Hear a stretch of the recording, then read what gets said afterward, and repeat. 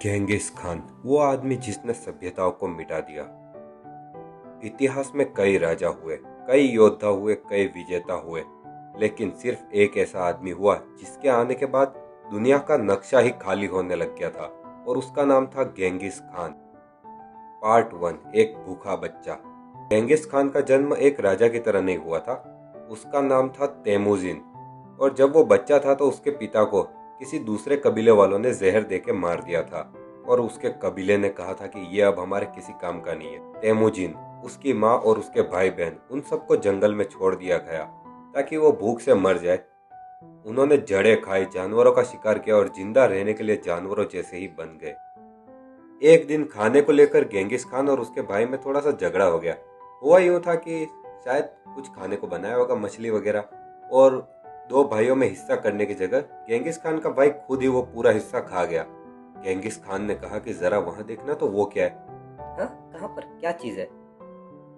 और तेमुजिन ने अपने ही भाई को मार दिया था। उस दिन एक बच्चा नहीं मरा था, उस दिन मरी थी उसके अंदर की दया। एक बार लोगों पर भरोसा भी किया है और उसका फल भी उसे कुछ ज्यादा अच्छा मिला नहीं है। उसको पकड़ लिया गया था, उसको गुलाम बना लिया गया था क्योंकि उसने अपने भाई को मार दिया था ऑफ कोर्स। और फिर उसको लकड़ी के कॉलर में बांध दिया गया था, लेकिन वो वहां से बच के भाग निकला। और उस दिन उसने एक नियम बनाया कि जो भी मुझे धोखा देगा मैं उसको सजा नहीं दूंगा, मैं उसे मिटा दूंगा इस दुनिया से। कई साल बीते, तेमुजिन ने अलग अलग कबीलों को जोड़ा और खुद का नाम तेमुजिन से बदलकर गेंगिस खान रख दिया। इसका मतलब था पूरी दुनिया का शासक। वो अनपढ़ था लेकिन वो युद्ध की भाषा जानता था। वो काबिल लोगों को ऊपर लेके आया। ऐसा नहीं कि जो जानने वाले हैं या फिर जो राज कबीले के उनको ही काम मिलेगा। अगर तुम टैलेंटेड हो तो तुम्हें काम मिल जाएगा, लेकिन हाँ, अगर तुमने काम में कुछ भूल की तो तुम्हें नौकरी से नहीं, सीधा दुनिया से निकाला जाएगा। मौत की सेना। मंगोल सेना तूफान की तरह चलती थी, तेज, खामोश और निर्दयी। अगर कोई शहर सरेंडर कर देता सामने से तो वो बच सकता था, लेकिन अगर नहीं तो शहर नहीं, पूरी पूरी सभ्यताएं खत्म हो चुकी थी। पुरुषों को मार दिया जाता था, महिलाओं को कैद करके उनके साथ में तुम सोच ही सकते हो कैसी हरकतें की जाती होगी। और बच्चे, उनका तो इतिहास बनने से पहले ही खत्म कर दिया जाता था।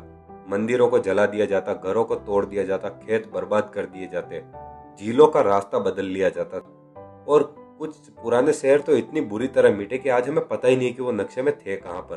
ख्वारिज्म एक प्राचीन राज्य था जिसका नाम मुझसे ठीक से प्रोनाउंस नहीं हो रहा। वो एक काफी ज्यादा समृद्ध राज्य था, अच्छा खासा व्यापार चलता था वहां पर। लेकिन उन्होंने गेंगिस खान के एक दूत को मार दिया था जो कि मैसेज लेकर आया था। उसके बाद बुखारा जला, समरकंद गिरा और ऊरगंज तो पूरी तरह से मिट गया। लाखों लोग मारे गए। उन लोगों ने, जो गेंगिस खान की सेना थी, ये लोग जाकर वहां पर नदियों का रास्ता बदल लेते थे ताकि वहां पर कोई खेती ना कर पाए, और कुएं वगैरह को भी पूरी तरह से खत्म कर देते थे ताकि वहां पर आगे चल के भी वापस कभी शहर बस ना पाए। और वो जितनी भी सभ्यताएं थी जिनको ये ऐसा करते थे, वो कई सैकड़ों साल पीछे चली जाती थी। उत्तरी चीन। उत्तरी चीन में कुछ इलाकों की आबादी तो 90% तक खत्म हो गई थी। शहर खड़े थे लेकिन लोग नहीं, कानून थे पर उन्हें मानने वाला कोई नहीं। ज्ञान की हत्या। कई सारी लाइब्रेरियों को जला दिया गया, किताबों को राख बना दिया गया, विद्वानों को मार दिया गया। कुछ भाषाएं आज इसलिए नहीं है क्योंकि उनको बोलने वाला कोई नहीं बचा। गेंगिस खान ने इतना कत्लेआम मचाया था कि धरती तक बदल गई थी। खेती बंद हो गई क्योंकि इतने लोग मारे गए थे। जंगल वापस आ गए और इतनी सारी मौतें हुई कि वैज्ञानिक कहते हैं कि धरती का तापमान तक गिर गया।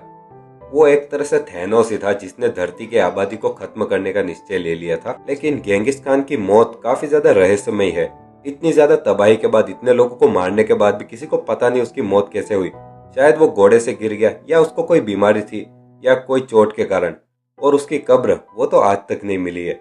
ऐसा कहा जाता है कि जिन लोगों ने आखिरी वक्त में उसकी कब्र खोदी थी उनको मार दिया गया था सिपाहियों के द्वारा, और फिर उन सिपाहियों को भी दूसरे सिपाहियों ने मार दिया था। तो किसी को कुछ पता नहीं है वो कब्र कहाँ पर है। और एक रिपोर्ट के अनुसार तो ऐसा भी कहा जाता है कि उन लोगों ने वहां पर उसकी कब्र के ऊपर से एक नदी को भी निकाला था ताकि कोई उसे ढूंढ ना पाए। लेकिन किसे पता कि उसकी लाश भी नदी उसके साथ बह गई हो, बताने के लिए कोई बचा ही नहीं। गेंगिस खान ने बहुत सारे कानून बनाए, व्यापार बढ़ाया, रास्ते खोले, लेकिन उसकी जो सफलता थी वो लाशों के पहाड़ पर खड़ी थी। कई इतिहासकारों का मानना तो ये है कि गेंगिस खान की वजह से 4 से 5 करोड़ लोग मारे गए थे और पूरे शहर जला दिए गए थे, पूरी आबादी खत्म। कुछ शहर तो इस तरह से मिटे हैं कि आज पता ही नहीं चलता कि यहाँ पर इंसान भी रहा करते थे। इतिहास कहता है कि यहाँ पर एक शहर होना चाहिए था, लेकिन यहाँ पर गेंगिस खान हो गया था। गेंगिस खान डर को अपना हथियार बनाता था। अगर कोई शहर तुरंत सरेंडर कर देता तो बच जाता, अगर नहीं तो गेंगिस खान की ऐसी चीजें कही जाती है कि वो इंसानों की खोपड़ियों के पूरे पहाड़ बना देता था, पिरामिड टाइप। और वो हर बार उस शहर में से किसी एक इंसान को जिंदा छोड़ देता ताकि वो वहां से भागकर दूसरे शहर में ये कहानी फैला सके और गेंगिस खान का डर बढ़ सके। तो दोस्तों आज के लिए बस इतना ही। आपको मेरा ये वीडियो कैसा लगा, और अगर आपको और भी कोई चीज़ रेकमेंड करनी है तो मुझे ज़रूर बताइएगा। मैंने कुछ मिस कर दिया हो तो भी मुझे कमेंट में ज़रूर बताइएगा, मैं आगे से ध्यान रखूँगा ऐसी चीज़ों का। और ये मेरा पहला वीडियो है तो प्लीज़ इसको लाइक, शेयर और सब्सक्राइब कर दीजिएगा ताकि रीच बढ़ सके। और मैं इसी तरह से हर हफ्ते एक वीडियो लाने की कोशिश करता रहूँगा।